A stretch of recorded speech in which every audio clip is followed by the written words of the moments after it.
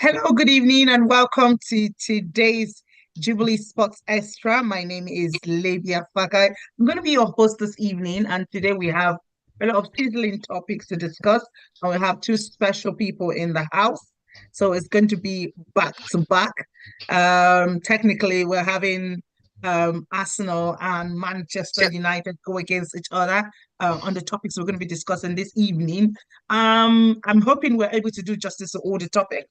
But if you're just joining us for the first time, Jubilee Sports Extra is brought to you by Jubilee Christian Center, and you can catch up with us on all our social media platforms. And as the show is going on, we welcome your comments, your contributions, and we'll be looking at to see what you think about the discussion that we'll be having here tonight.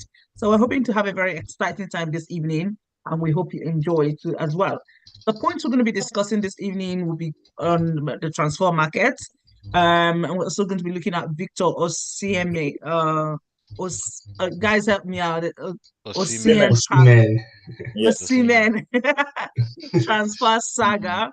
And then we're going to be looking at Real Madrid and Barcelona as regards to Spanish League points. And we're going to be looking at rising issues in the Premier League.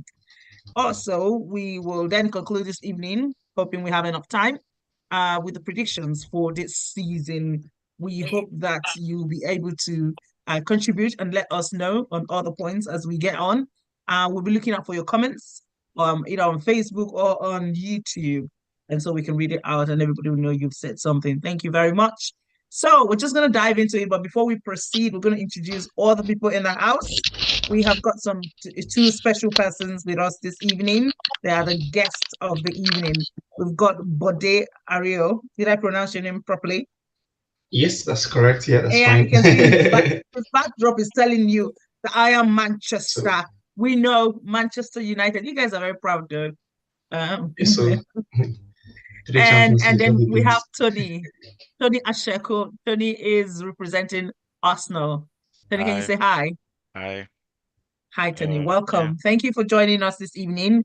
We hope to draw from your excitement. I see that you're the gurus of your different clubs. Okay. And then we have some gurus in the house. We've got Franklin, we've got Junior, and we've got Gozier. Gozier's still here, or has he abandoned us? Gozier's here. And Bishop is having some technical difficulties, but we expect that he'll be with us shortly, but we're going to proceed. Welcome, Junior. Welcome to Gozier. Welcome, Franklin. Franklin, long time no see. We missed you. Thank you for I joining us missed you today. guys too. Thank you. I think I'm getting my with transfer market. It's still nothing Junior, concern hold us your with the transfer fire. market. I'm going to We be are one always okay moderating this with evening. our signing. We don't need much. We leave everything for you guys. Welcome back, my legend, Ika Gundogan. That's the best signing I've ever made this season. With my Brazilian wonder kid. Okay, so if you're just joining us, we want as much persons as available to be part of the fun. You can share it on, to your friends and let them join us. And let's have fun. Let's delve into the questions as we do not have a lot of time on our hands. So let's look at the transfer market, 2024, 2025 transfer market. So I'm going to be asking a few questions to Tony and Bode, and we hope that you do justice to the points. Right, let's start with Tony. Would you say that Arsenal Football Club has done a fantastic job in the transfer market?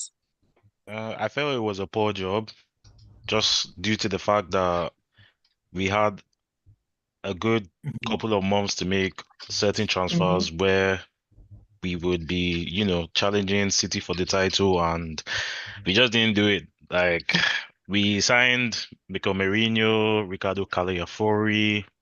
We signed another goalkeeper, or two goalkeepers, or was it three goalkeepers? I don't know how many goalkeepers at this point, but we just keep signing goalkeepers. And then we signed Raheem Sterling. And to me, it was just a poor job from my aspect, due to the fact that Right. we have signed better attackers because we really need a striker. We really need an attacker.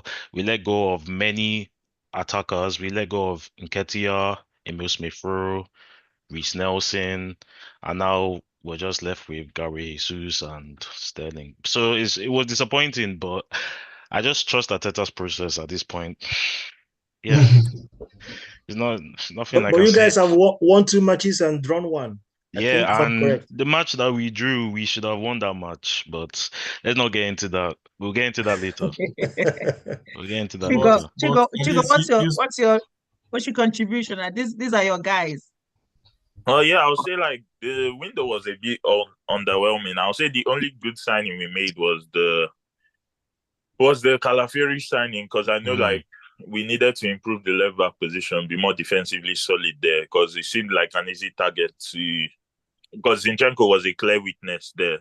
Timber was injured. This season, Timber is fit, but we know he had was he an ACL injury or so? So we needed proper cover there. So Calafiori, that one was a good buy. But I feel with the Merino one, because I'm someone who always wants to get people who are younger or middle age. Merino is more like 28, so he's getting to the latter part of. So I don't really see the long-term benefit.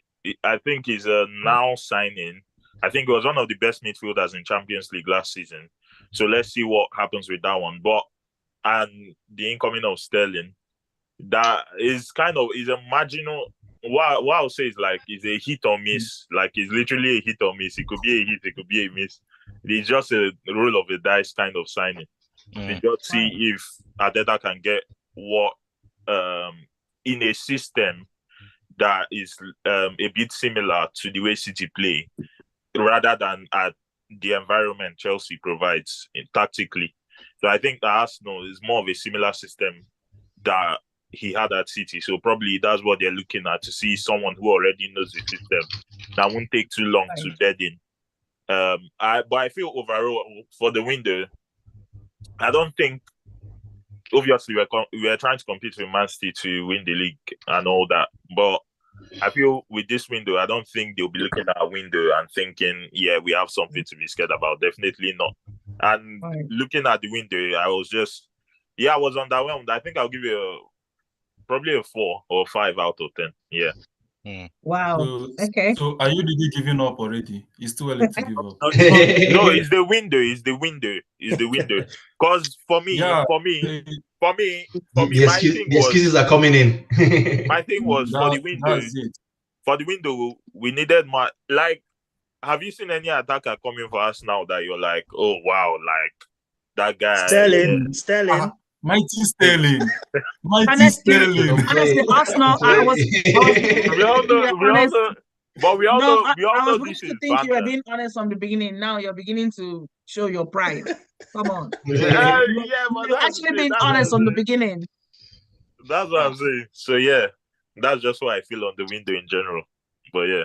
Okay, great. We don't want to delve on one question for too long because we have a lot to discuss this evening. Yeah. So we're just going to move on to the next question to Bode. Bode, what would you say Manchester United has done? Would you say they've done a fantastic job in the transfer market, and why? I think for me, Man United have done an okay job. I wouldn't say a decent job. It could have been decent if we had gotten certain transfers over the line much quicker than we did. Things like the late Ugarte that were left to the very last minutes. There was no need at all. And if you're leaving a transfer window or a transfer to the very last minute, then you're trying to go for a bargain price, not paying 50 million and then only having the guy turn up at the last day of the transfer window. So that was very poor from My United perspective. But I think all in all, the outgoings were needed. I don't expect Tenang to perform magic. I'm a realist as well as a big fan. I think for us this season, the maximum we can sort of expect is either a cup trophy and top 4 realistically, and even top 4 is going to be a huge battle because you have the likes of Brighton doing really well currently, Aston Villa as well. They're going to have a taste of Champions League, and I'm pretty sure they'll want to be there again fighting for it. Although obviously they currently got a poor run of form as well, but I think all in all, the incomings have been positive. I'll say. I mean, it's almost it's a Ajax reignited kind of squad right now. But again, we'll try and trust in Ten Hag's ways and process. But he needs to start getting the result over the line. Otherwise, I see him gone by December. Yeah, Ajax United. Franklin, what do you think? Concerning your sister club. Your sister club. I know the reason why I picked on you. I don't have anything to say concerning that. I don't have anything to say concerning that. Okay, that's good.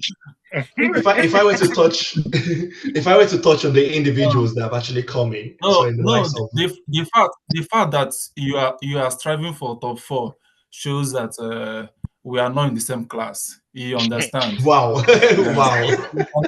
Sorry, what team do you support again? Just to be in top 4. No, you cannot sign all these players to be in top 4. Mm-hmm. You have chance to make enough and reasonable signings, but I don't know. We pray for you guys. You guys will be there soon. And what team do you support? Just so I know my point of reference here. Are you Man City? Man City. I'm always a makes sense. citizen. Thank you. See all these people that just started winning trophies within the last decade. That's what you may fear. That's what you may fear. Yeah. This new generation, this new Gen Z team. Imagine. But are you not ashamed that Gen Z team is now overtaking you? Since you have been there, you shouldn't have allowed small kid to take over you. The same way my father is not ashamed that I'm getting better than him. So I won't be it was my grandfather that supported Man U. All those AKU's people. They are the people that supported Man U, Liverpool. Their days are gone. So this is a new generation. Franklin, so all these chapters have been closed. So this generation. It's not like the days of only Liverpool, Man U, Arsenal, John Chelsea. Those days has gone. Yet, so now it's now like everything is open. Now we have Man City, and others. How is it open? Yeah. How is it open when City just cheat the league all the time? Honestly, like you have like 100 charges. I'm just saying 100 charges. You have 100 charges. Yes, you have still not verified it. It's still there. Bring evidence. No much evidence to prove it. So you still see evidence. It's still a charge. So until you give us evidence, until you convict us, then we know that you are guilty of it. Anyway, so people are always always scared of people trying to overtake them. People are always forming enemy of good things. So that's why they are fighting Man City. So I didn't see what Man City did wrong to Premier League. All the Premier League team are fighting Man City collaboratively. I don't know. Is it because we are doing well? well, so far, I mean, with respect to last season, it was a close shave between Man City and Arsenal. Yeah, that was actually what I want to make reference to. Because to me, I would say I'm a bit disappointed in Arsenal because I was expecting them to do more. I was expecting them to do a lot of transfers. Why not expecting Chelsea to do more? Why Arsenal? Oh my God! I'm not like you have to when you get to some point. At this point, yeah, I'm not expecting Chelsea to do more. I'm not expecting Chelsea to do better than what they are based on our money. Oh, wow. Come on, Chelsea already spending. What is the more they want to do again? No, Arsenal really try their best, to be sincere. It's very hard to overthrow Man City. It's very hard. Premiership is more like a business and more tactical. And I believe at this point, Arteta should have understand that Premiership is different from what he felt like it is or it was. Because at this point, I believe he should have signed more better players.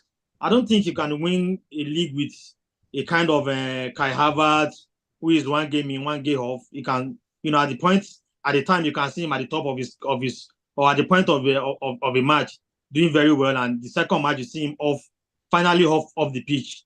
So I'm thinking Arsenal should have do better, scout a lot of good players, go to not only in Premiership, go to other leagues, get more players. At the point I was even thinking Arsenal will go for players like Victor Osimhen, but unfortunately it doesn't work out for any Premiership league. But seriously, if Arsenal will want to contest this season, they should I think they actually need to work more harder and, get more players. So no, a word is enough for the wise. Yeah. Anyways, thanks, Gina. We're going to have to move really fast because we've got a lot to cover. Let's go to the next question. And this is to Tony. Arsenal FC sold Eddie Nketiah and kept Kai Havertz as the main striker. This is knowing full well that this is an area of concern for the club.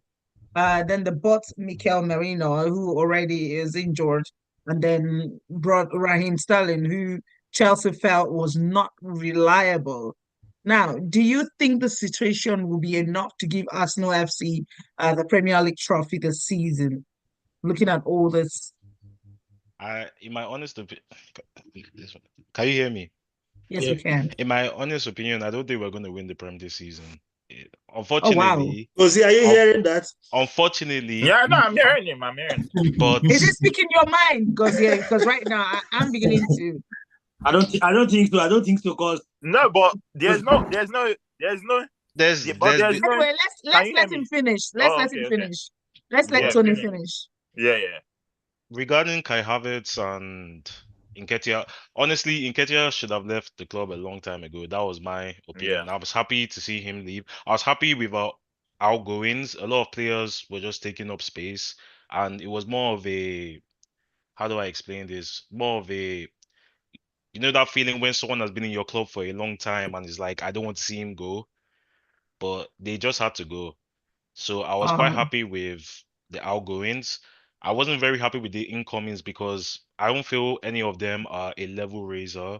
I don't feel any of them have what's in them to just change the game by themselves. None of them is an Erling Haaland or an Mbappe. I'm not saying we have the funds to get Mbappe or someone, but there's someone out there that I feel we could get to improve our squad a bit more, like Rafael Leao or Nico Williams, someone like that for the left wing position, but we got Raheem Sterling instead.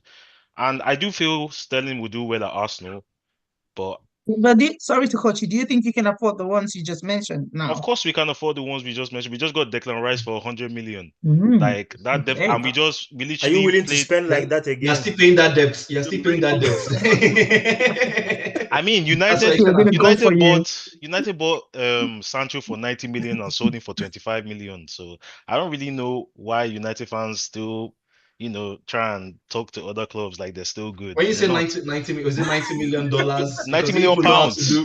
90 million pounds. Correct exchange rates. Inflation. You have to take into account. They'll start inflating the price. They won't mention the price. It's not 90 million pounds.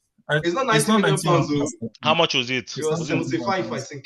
Oh wow! There's no difference between 90 million and 75. What the difference? Oh my God! There's 50 million. There's no difference. Your mass is out. The main thing is that you guys bought it for a really high price and you sold it for 25.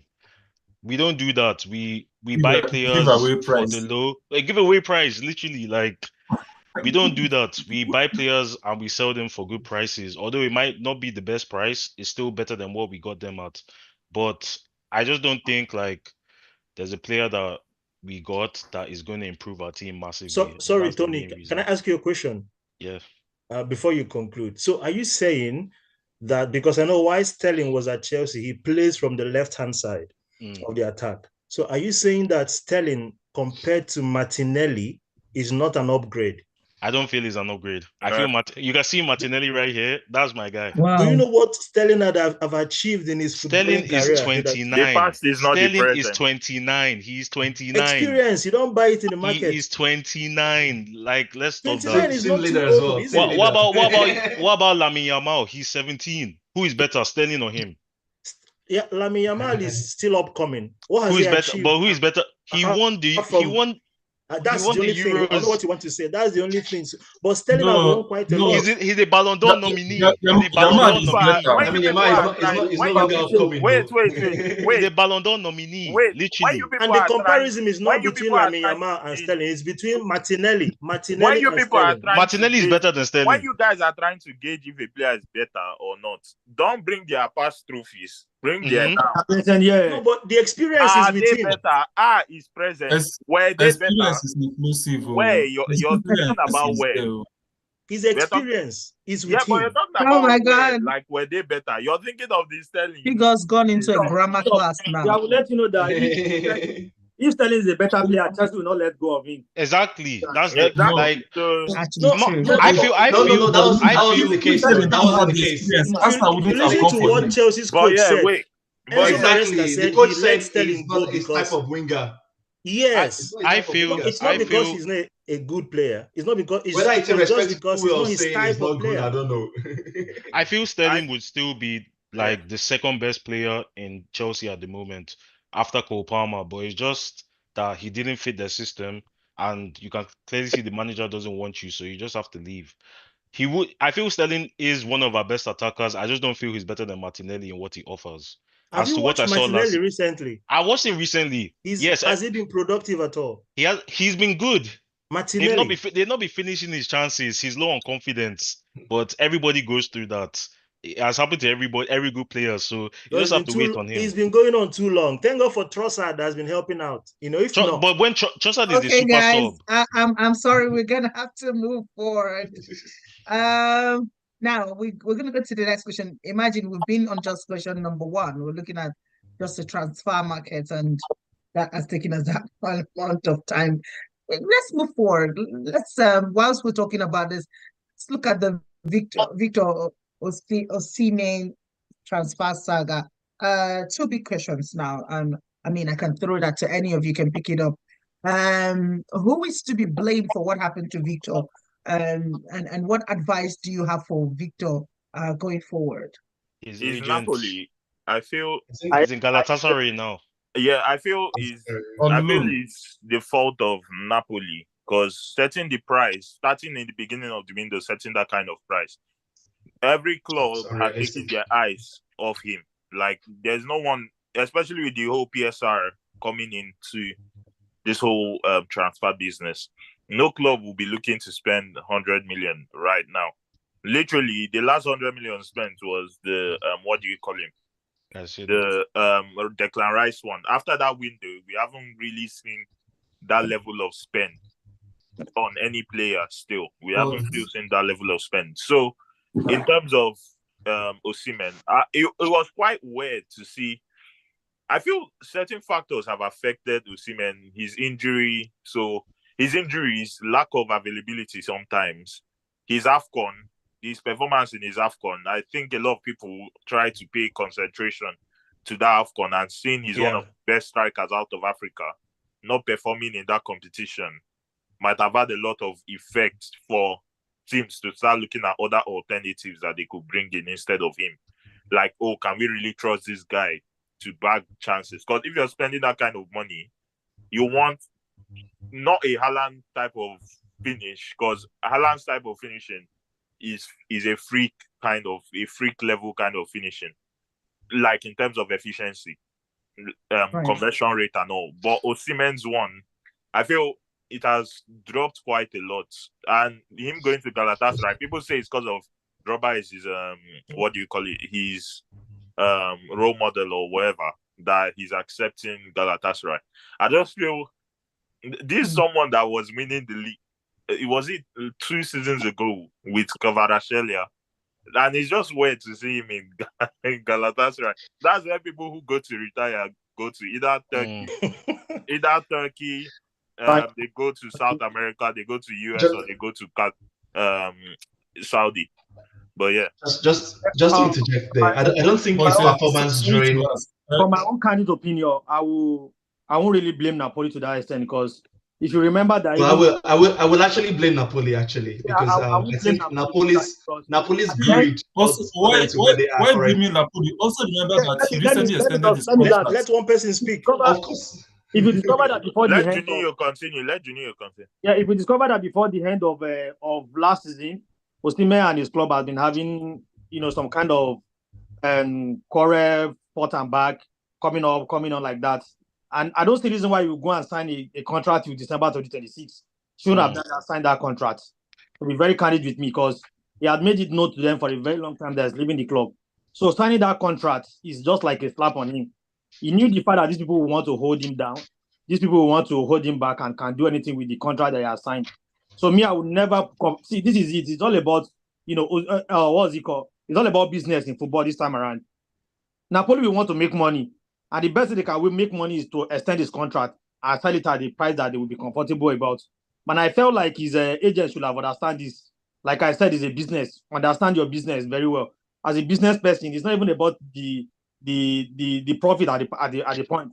It's about the fact that you must understand your business. Osimhen is a footballer, and at the same time, we need to understand that football at this point is all about business. They are making you sign in a contract to 2026, and they make it known to them for a very long time that you are leaving the club. You shouldn't have signed the contract to that extent. So now the contract tie him down. The clubs that are coming for him, they give him a very high price of 130 million, which they know that nobody is coming to buy at this point in Europe. What's it called? PSG go with 80 million, they rejected, and a lot of clubs has gone. Arsenal went, Chelsea and co like that. So I don't totally blame Napoli, because Napoli is trying to do business as well. They are trying to make money. They are trying to make, to gain something from him. So I don't totally blame them. I didn't say it's not their fault, actually. I blame them, but not outrightly blaming them. We should understand the fact that Napoli is always trying to make money. So we should look at it from that angle as well. So Osimhen should have been smart enough to understand the business is into. So that's just my No, only. one thing I'll say, they also have to give it in good faith, though. Like, in terms of 130 million is already crazy amount. Too high. Yeah. No, yeah, it's too high already. There's a way of keeping it sensible of 75 million with 20 million in add-ons. That adds up to 95 million. So you there's a way around it, but they were too stubborn. That's the reason why I'm putting it more to them. Osimhen signed that contract in good faith. That okay, I don't just want to leave the club stranded. Let the club benefit as well. So in good faith, he did that for you. You too, in good faith, set a realistic price, a realistic payment structure that will allow a team to sign him. But Osimhen signed the contract so he can get 300K. Also remember that in transfer windows, Napoli, they're always stubborn. Yeah. Napoli, they're always there. That was one thing I'm trying to that. Because I stand with what Junior said. Yeah. You know that you want to leave, and this club, they are no more satisfied with your services anymore. In the club. What you should have done is look for alternative on time. In fact, I blame him for not going to Saudi, because had he been, he went there. That place would have been better than Galatasaray. Galatasaray, yeah. That one, yeah. Would have been even Chelsea would have been better. Right now. But he just thank God he even left, because if not, they have banished him. He would have went on exile. If not that, he went on Galatasaray. Yeah. The reason why I would not support the fact that Saudi is better than Galatasaray is everybody know what is going on in Europe when it comes to football. Forget about the fact that Galatasaray is from Turkey. When we talk about European football, we can't compare any club in Europe with any other league from any part of the world. So him going to Saudi Arabia is just like ridiculing is an potential. The money there is attractive. No, the money there is attractive. There's only the significant benefits. Yeah, you get from going to Galatasaray. The significant benefits you get from going to Saudi is way higher than that of Galatasaray. I don't think so. You know why? Financially, it is astronomical. Galatasaray won't. They are probably not going to raise. You have to remember, this guy is on loan in Galatasaray. They won't raise your pay. He would rather be on loan for 6 months. And he's just on loan. Exactly. He's only on loan for 6 months. Firstly, you don't need experience. You don't need, even though you prove yourself in Turkey, no one will be like, oh yes, because he proved himself in Turkey, yeah, it's for us. No one will accept that. So even though you perform well there, You're damned if you do, damned if you don't. So it's better you would have gone to Turkey.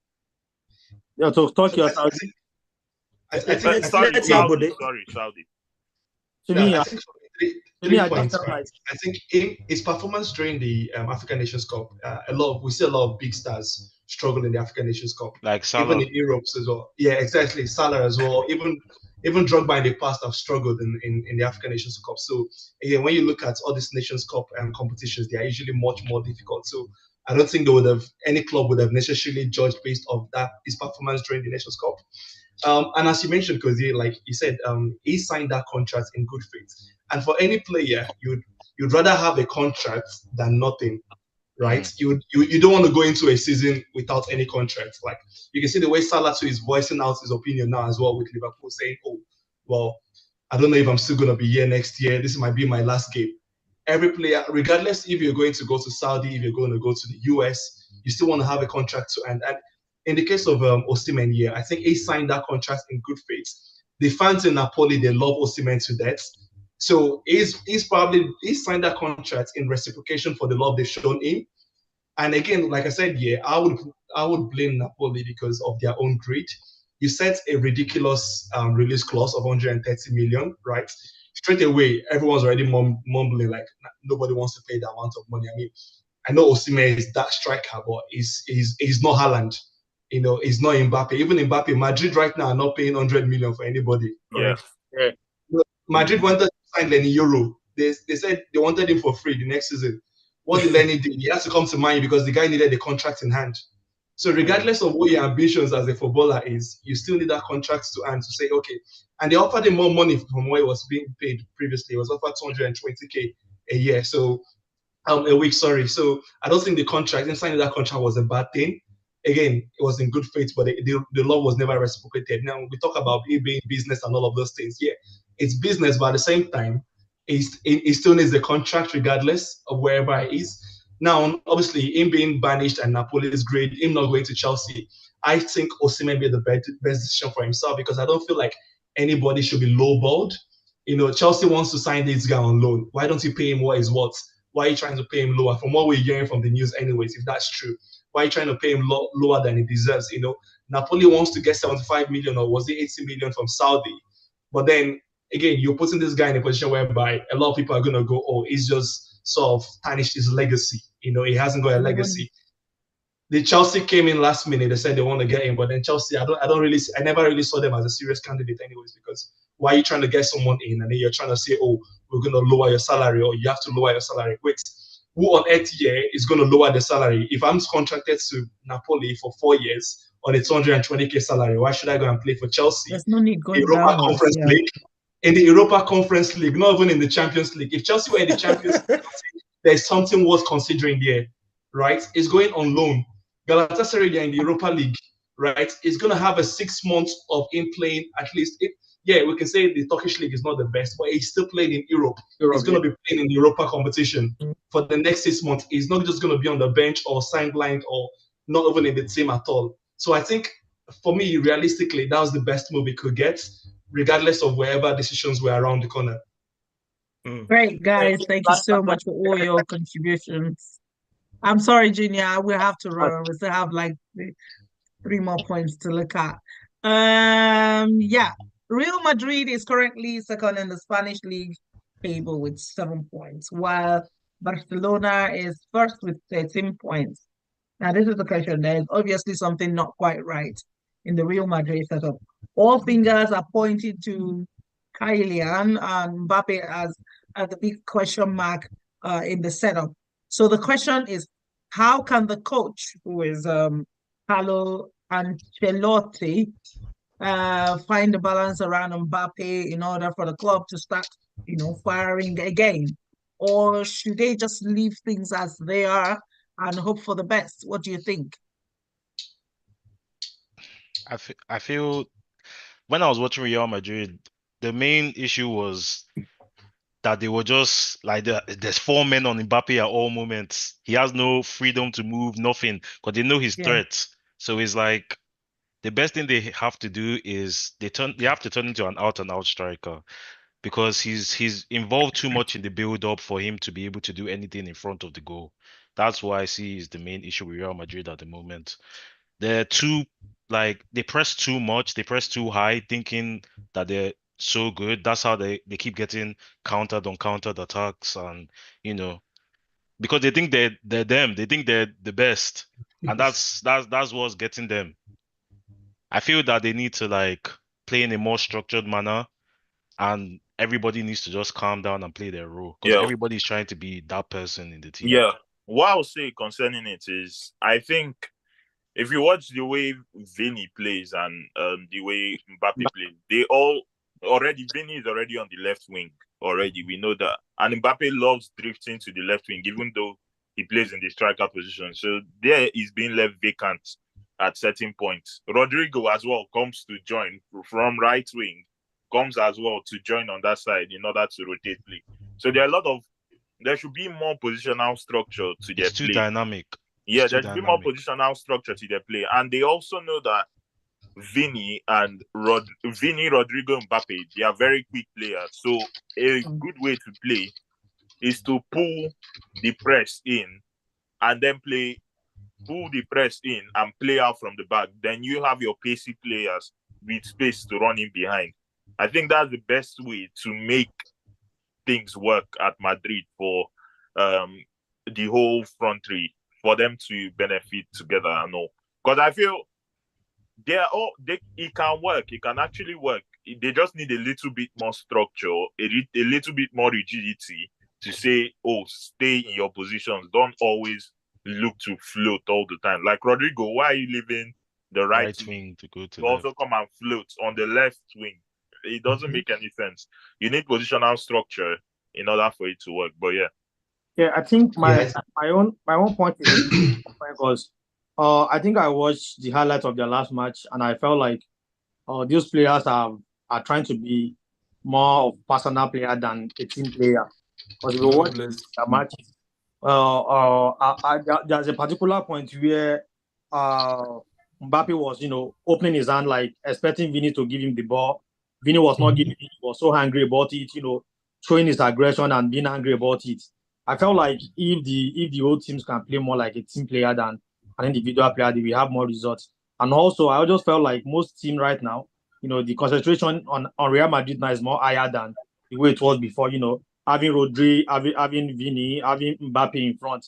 All teams we want to go with them like full defense, go with them in aggressive way and everything like that. So I felt like now Real Madrid just need to be more calm and more tactical in their pattern than the way they used to. Your network is... You mean my network? No, I can hear you. You can talk. I can hear you now. Yeah.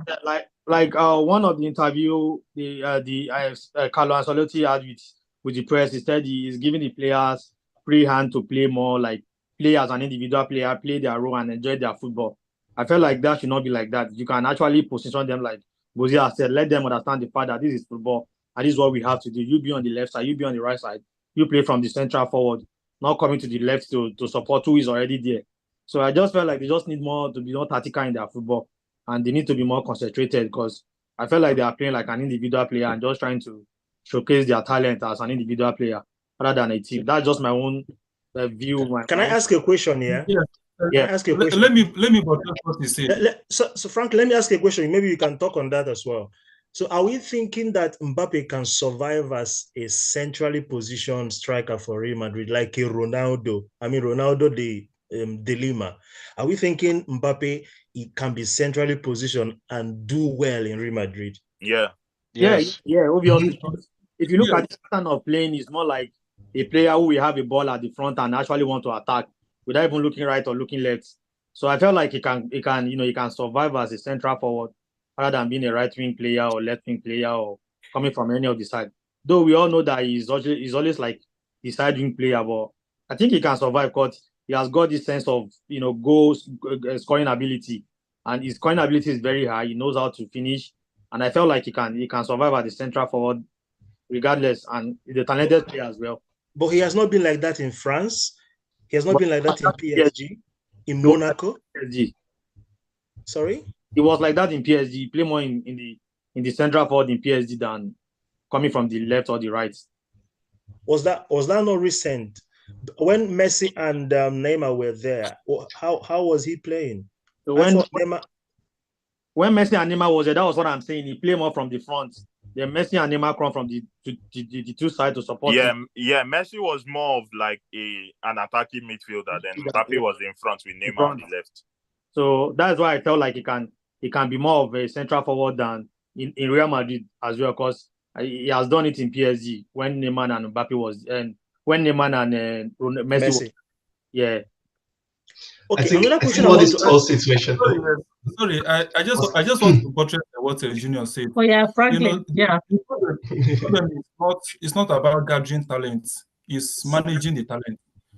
Because coming in Madrid right now, we have Ballon d'Or contenders there now, and everyone wants to showcase himself, at least to be there and to be close and to win it. So for Mbappe to be there, Mbappe now and Vinicius Junior, they are safe now as rivals, playing one team but rivals in Ballon d'Or. So I've watched some of their matches, like the one Junior said. There are clear chances Vinicius had to give Mbappe ball, but he denied him that opportunity. Like I think twice or so in that. So they have not gotten a structure that three of them with Rodrigo can work on. You know, in Barcelona, when Messi, Suarez, and Neymar was there, they understood themselves. That's why three of them in 18 years can pass balls several before scoring goal. They are not competing among themselves. They are just there. Anyone that has clear opportunity to score, every other person is satisfied. That's what Madrid need right now, because they got all the talent they needed. But the problem right now is for them to manage the talent. Because they've got the light of as well. Their midfield is okay. The problem right now is their forward. The problem right now is their forward. Like I think with everybody time, wants to go to the left, to where they are more satisfied. Yeah. PSG. When Messi was there, Mbappe played more central. Though that's not his favorite, but he plays central. So in Madrid, if he can understand the structure, the tactics, and for them to come out with a reasonable and successful tactics that they can use to maneuver. If not, they will struggle. Right. I also think Mbappe has stopped using his raw pace. Like if you think about the first World Cup where they beat Argentina, it was in the final, I think.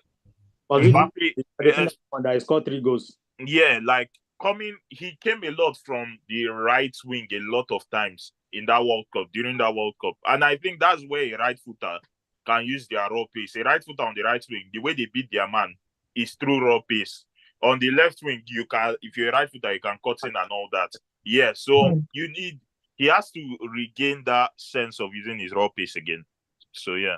Let's hear what but you wanted to say something before I I was gonna say, I think obviously it's still early days as well. Having seen 3 of them play together. Vinicius, Mbappe, and Rodrigo. So I think it's definitely gonna take time for them to gel together. They need to understand how to work as a team.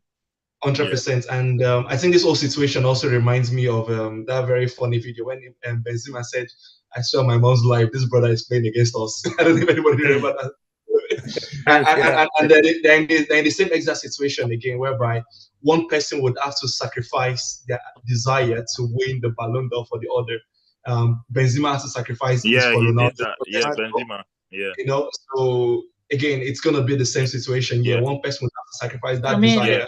It wouldn't be nice for them to jeopardize the whole team because they're all looking for the Ballon d'Or.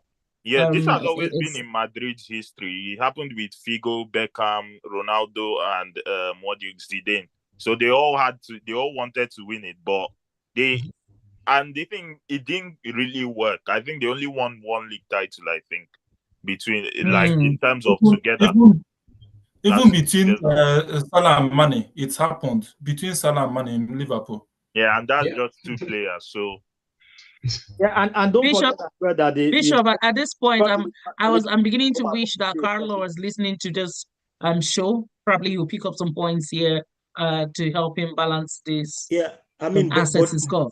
Bode is here. The IT, they can hijack a clip, a part of Yeah, this recording and forward. yeah, but we need Carlo. We need Carlo Ancelotti to listen to this so that he might probably pick up 1 or 2 gems, to help him. We'll forward it to him directly. No worries. And Okay, let's not guys, forget as well, I they know- still have Hendrick as well on the bench. Yeah. Coming off the bench, who is also a Ballon d'Or. A lot of players. Asian Contender. Ballon d'Or. Players. Yeah. And also, like, I want Okay. to, don't forget that they have like Bellingham, Jude Bellingham as well. Bellingham. Yeah. His pattern of football is quite different from a normal midfielder you will see that will be distributing, ball. He also wants to go to. He also wants to score. Like, he also the kind of striker, midfielder that has eyes on scoring. mentality. Yeah. You get what I mean? Like, so it's going to be very difficult for Real Madrid, I guess. Only if they can understand themselves, like Franklin said. Only if they can understand this, or probably we should give them more time to see if they can work. Right. Yeah. I think so too, guys. So let's run along. Let's just look at the last few points. Still on coaches and what they are doing and what their capabilities. We're looking at the rising issues in the Premier League. So there have been talks about some coaches who could probably be sacked sooner than expected. So out of the big, the 6 big clubs in the Premier League, Manchester City, Manchester United, Arsenal, Liverpool, Chelsea, and Tottenham, which club's coach do you feel will be the first to be sacked this season, and why? I would like us to be very brief with it, so at least we can touch on predictions for this season before we go. We have just 5 minutes Libya, call remaining. us by name. Obviously. Okay, so let me start with Tony. I'll start with Tony. Libya, call us by name so we can give Yeah. Yes, that's why I'm starting with Tony. So out of the 6 big clubs in the Premier League, which club's coach do you think will be the first to be sacked this season, and why? I mean, looking at their capabilities and what they're doing. Man United, because they're just not good. Oh, wow. And Okay, that's straight is to the point. but the only thing with that is that they haven't been good for like the past 3-4 seasons, and they still don't sack their coaches. So it's like maybe they're just getting used to being mediocre. They're probably going to get tired, and the Bible says when you're tired, you break the yoke off your neck. I hope for their sake they do that. I hope for their sake they do that. But out of everyone I've seen is Man United. Right, great, thank you, Franklin. What do you think? Which club? I was actually wanting us to talk about Chelsea transfer, but no problem. I think it's Chelsea coach because it's going to be a big. With the number of transfer the man has done, if he did not deliver, so they're supposed to give him the job. Show him we know the usual with Chelsea. We know but they do that every single summer. So it's not a patient club. They don't give you that enough time you need. So if the man didn't deliver, he's going home immediately. So Chelsea for me. Okay, great. Okay, let's move to Junior. Which club do you think would probably sack their coach very soon? Obviously, it's not going to be Chelsea coach, because if you watch, now seriously, all of you have not. I don't think you guys have been watching Chelsea football match lately. If you watch our match lately now, you will see that there's a lot of improvement in the team and even in the way. Wait. So you're supporting that the coach is doing a good job? Is that what you're saying? For now, to me, it's still performing. Thank God, it's still for now. So loss and draw is a good job to you. To be very candid, no. Compared to last 2 seasons. Oh my God, Junior! I hope you're not setting yourself up. But to me, I think my coach needs to be going home. Because it has been in the Okay, team. you think Manchester United? Okay, but who do you think, or which club do you think will be throwing out their coach in no time? In no time, with no element of doubt, this coach has been given, I think, the last 4.5 years to make a difference. He's only brought home 1 trophy, and this was a cup competition. He's been given chance over chance. He said has got less for the last 4 seasons. Tony's loving serious. They've been going up and down and all that. It's coming home, but it's never been home.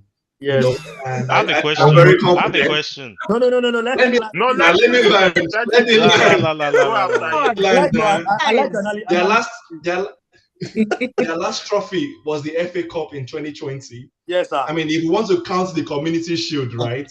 We Right say on, a charity cup.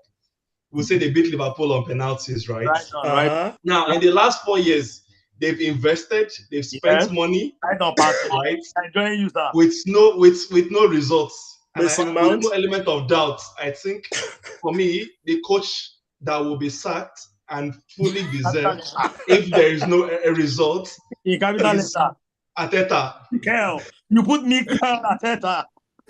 Mikel But Arteta. funny enough, we don't see that coming. It can't. You It think can't. Exactly. Forget So They like, don't all see this it stuff coming that now. It go shock you. It go forget shock all you. this It stuff go okay, shock that you. okay, the okay. man Why he would has tried. From where he picked Arsenal to where Arsenal is now, he has tried. what's the He That's picked why them difference? from top why four to top why four. would What's the He difference? picked them from top four to top four. no, What's the difference? he brought Arsenal No, to what's just Champions the League. difference now? Yes, Arsenal were Wait, eighth? guys, turn by turn now. Bode says it's Arsenal. Okay. I won't say anything about that. He's given his reason why, and he gave a very good introduction from the beginning. I was beginning to think like he was ushering in a guest speaker, but that's fine. Let's let's let's move on to Gozie. Gozie, which club are you looking at, please? I think obviously it's a toss-up between Chelsea and Man U. We all know that, but some people are trying to act different and introduce clubs that don't matter in this conversation. But Right. yeah, we all know it's a toss-up between Man U and Chelsea. And most likely it will be Man U because but they just talked about us winning our last trophy in 2020, FA Cup and all. But why are we trying to call Ten Hag as someone who is very likely to be sacked, even though he has won FA Cup and what do you call him, Carling Cup or whatever? Why are we calling him? That shows, that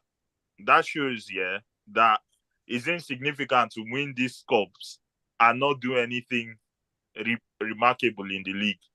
We've been able to compete for the league twice in a row. Last season, taking it to the last day. What do you call them? Man U. It's because we don't settle. No, We don't let settle. me That's what we're finish calling for. now. Is Let that me you guys finish settle now. easily. Let me finish now. Man U, I honestly cannot remember when they've actually done anything in the Premier League. When was the last time you finished? Maybe We did. 10. We finished second 2013. under Ole. 2021. We finished. Was it 2021, 2022 season? We finished second in the league. 2021, 20. Was that when Ole was here? Yes, we finished second with Ole in the league. Yep. In his last season. And it's In his last season, you finished no, second. the season before his last. The season before his So last that's season. not 2021, 2022. Was that Because Ten Hag has 2020 been then? here for 3 years. Was that 2020, 2021 then? Yeah, mixing the years. exactly. 2020, Yeah. 2021. So it has been a very long time as well. And Ten Hag finished third in his first season.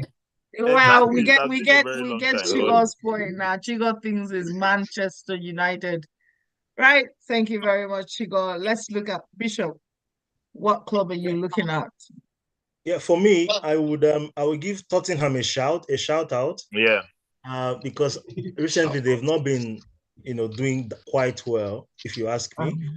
So Postecoglou, if he doesn't take time, what caught up with Pochettino will catch up with him as well. So I want to give him a shout out, and then I also give a shout out to Enzo Maresca, because like Gozie rightly mentioned, if he doesn't take care as well, as the norm is in Chelsea Football Club, he could be getting the boots very soon. And also, Bode rightly mentioned, I'll give a shout out as well to Arteta, because he hasn't, even though they've stayed in the Champions League spot, he hasn't really done so much for Arsenal. I can see the build-up, I can see the growth that's going on in the football club. But in respect to trophies, which should be the paramount for every football club, especially in this our dispensation, I can't see what Arsenal is doing with respect to that. But my choice is Ten Hag. The reason I would say Ten Hag is because I'm looking at Manchester United now, and I can't see where the hope is coming from. Wow. But from the back line, I know they've made some purchases. No one saw it last season as well, and we won the FA Cup. that was just you being lucky, if you ask me, because he repeated the same formation. You played Coventry. You played Coventry, and you're happy.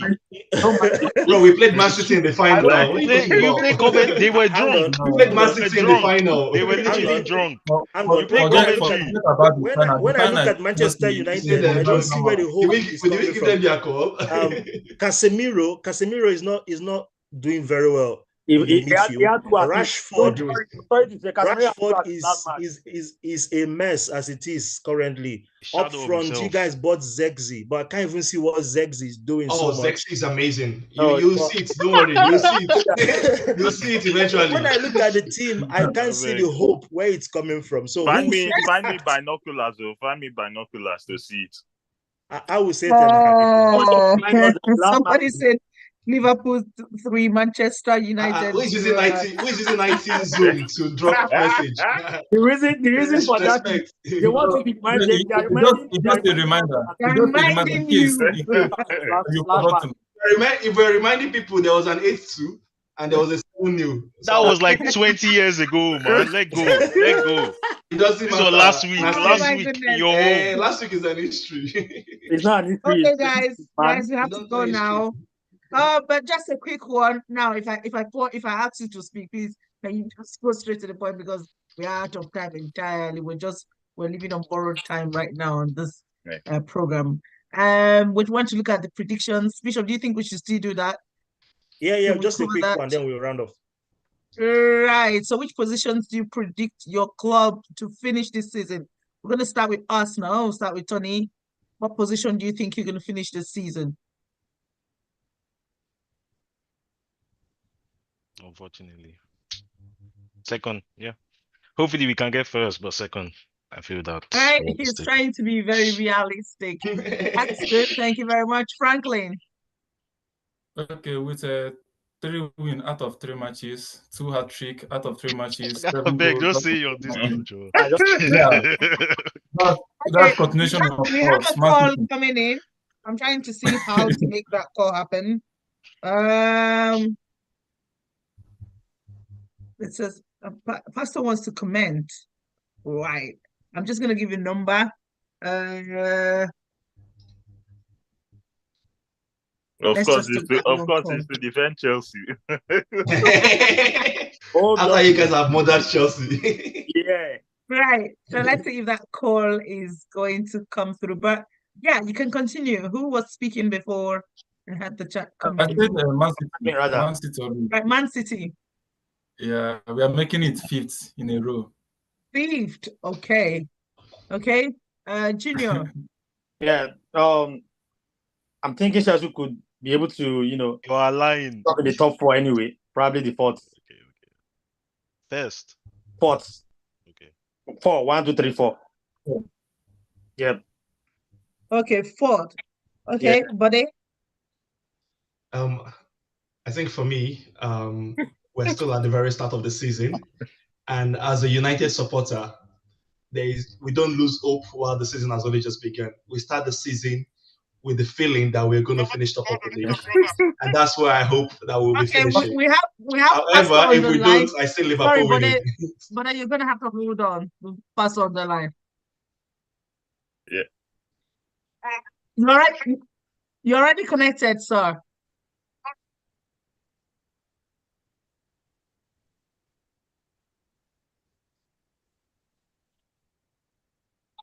We can't hear him. I think there might be networky. Oh, hear me? Yeah, they said they can't hear you. Can you hear him now? Yeah. I can hear you, sir.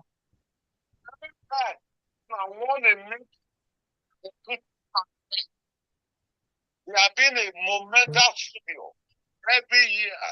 All this near me about to win. Let me tell you something. The next club that are going to win this Premier League from Man City is going to be Chelsea. Not all these pretenders that are looking for all the free players in Chelsea. They moved when we finish using them in Chelsea and they are failed. It's either they move to Man United or they move to Arsenal. Since Arsenal have been 5 players for Chelsea, What have you won with them? You buy your Kayaba. what did you bought Kaaba. What did you win? And you have bought fail Raheem Sterling. Raheem Sterling failed in Man City. He came to Chelsea, he failed. And you thought it's going to help you to win the league. Okay, Daddy, we'll wait. Daddy, we'll wait for Chelsea. We'll wait for Chelsea to sell the 47 goalkeepers. Let's listen to him, please. Do Champions League, do Europa League. Arsenal, they have not won even spoon in Europe. They are always training. Nearly doesn't give it back. So I just wanted to remind you your first match this season. It's against Man City, man, so don't forget. It doesn't matter. You see, the first match It doesn't matter at all. What is the trajectory of how you manage to be there for 3 years? You see what Let's talk Liverpool about to that. Man United last Sunday? It will be Yes, sir. it will be 6-0. So when we are talking, Man is not being there. We don't know how you're doing. We know Chelsea is rebuilding. We know, but Man is patching. Been rebuilding for 5 years. The future of Premier League belongs to Chelsea and Arsenal. I believe that. Daddy, after you sold your 47 goalkeepers, we'll find out.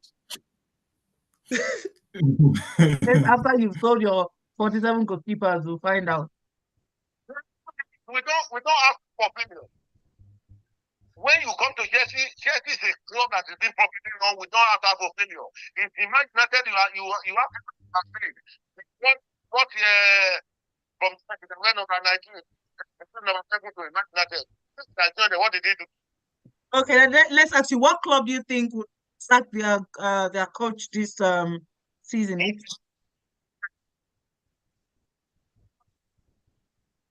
Manager go nowhere. We gave that man back the year contract because we are building something. Right. Arteta, exactly. Liverpool finish second. Man City will win the league. Still finish fourth. Man United will finish 7 or 9. That's not going to be. Not write it down. We finish 4th. Man City is winning the league. Because for Arsenal to win the league, you need a good player like Haaland. Right. Call them 20-25 goals. Right away from the title. Right. Thank you so much for your input, sir. Thank you so much.